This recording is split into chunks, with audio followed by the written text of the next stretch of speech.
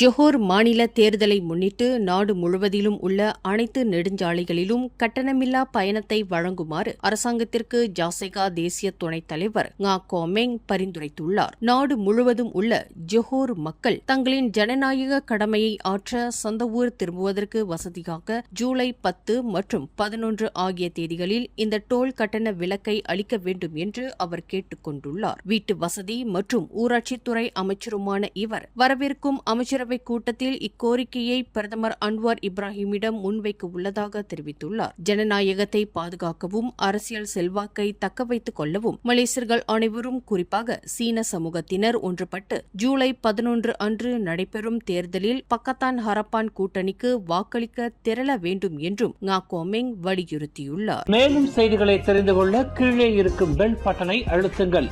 உங்கள் மகிழ்ச்சியை வெளிப்படுத்த லைக் மற்றும் ஷேர் செய்யுங்கள். தொடர்ந்து திசைகளோடு இணைந்திருக்க சப்ஸ்கிரைப் செய்யுங்கள்.